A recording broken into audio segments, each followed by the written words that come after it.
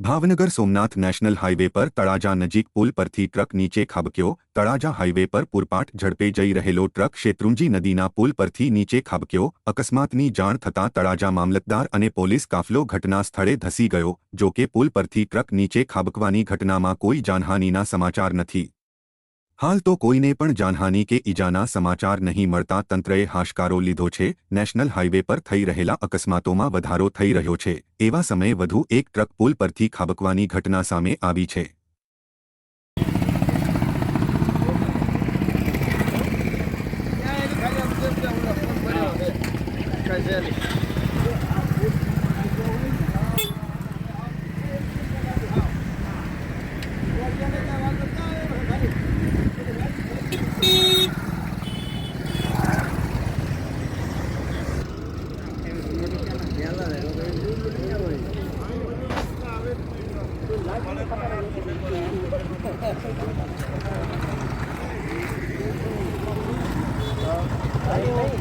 આ બ્લોકેટ ઉઠલા નથી પણ